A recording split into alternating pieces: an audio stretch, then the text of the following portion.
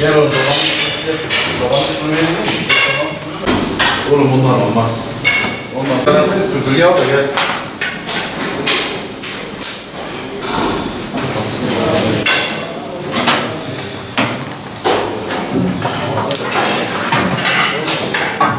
Acayip yükleler mi? Bülent değil ya. Güzel bir yere daha yapın abi. İki çeyrek.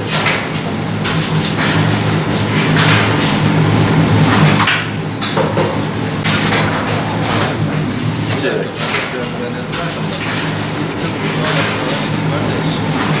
Sizin için önemli değil.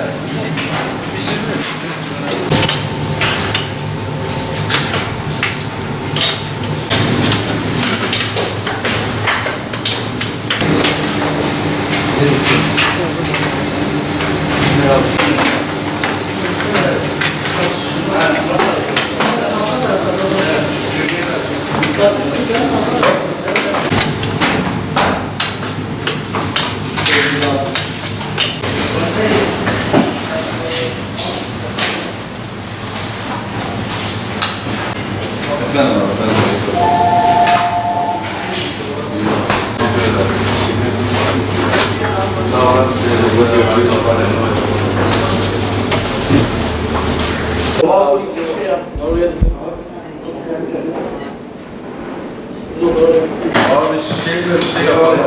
533 istersen numarayı buradan WhatsApp'tan. 718. Mübarek tabi Kurban Bayramı'na 3 gün kaldı. Buradan şehir dışına gönderimlerimiz bugün, yarın, yine Perşembe günü, Cuma günü devam edecek. Çünkü Cuma günü verirsek otobüse veya kargoya bayram birinci günü olmasına rağmen yine de çok şükür müşterilerimizin taleplerini karşılamak için üretimlerimiz devam ediyor.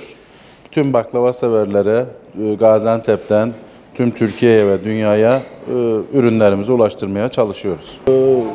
Gaziantep denince gastronomi şehri, zaten UNESCO'da da kendini, yerini belli etmiş şehrimiz. Tabii baklava denince akla Gaziantep geliyor. Gaziantep'ten de mutfakların vazgeçilmezi, sofraların vazgeçilmezi daha doğrusu. Osmanlı'dan gelen kültürümüz, padişahların tatlısı. Tabii bunu da biz kullandığımız malzemeyle, işçiliğimizle, organik ürünlerimizle daha da güzelleştirmeye çalışıyoruz ve müşterilerimizin beğenisine sunuyoruz. Evet. Yani tabii gördüğünüz gibi işte siparişleri yetiştirmeye çalışıyoruz. Türkiye'nin her şehrinden sipariş geliyor. Bunları da yetiştirmek için mesai veriyoruz ve baklava severlere baklavayla buluşturmaya çalışıyoruz. Sofraların vazgeçilmezi olan baklavamız Gaziantep'ten tüm Türkiye'ye ve dünyaya ulaştırmaya devam ediyoruz. Baklava severleri baklavayla buluşturmak için. El emeğe göz nuru olan baklavamız sofralarımızın vazgeçilmezi. Tabii yaklaşan mübarek Kurban Bayramı'ndan dolayı insanlar Gaziantep'te etini, kebabını yedikten sonra üzerine de baklavayı severler tabii, baklava yemek için. Bizden siparişleri de temin etmeye çalışıyoruz. Tabii şehir dışında da Gaziantep'ten gelen baklavanın ayrı bir lezzeti, ayrı bir tadı oluyor. Tabii ürünlerimizde hiçbir katkı maddesi olmadığı için Gaziantep baklavasının farkı hissediliyor. Bunun için de üretimlerimiz biraz 2-3 gün kala bayrama yoğun bir şekilde devam ediyor. Tüm baklava severleri baklavayla buluşturmak için çalışmalarımıza devam ediyoruz. Yani biz Arife günü dediğimiz Cuma günü son günümüz. Malum cumartesi bayramın birinci günü.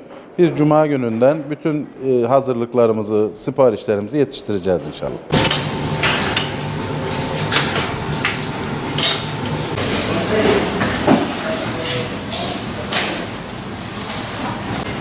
Efendim abi.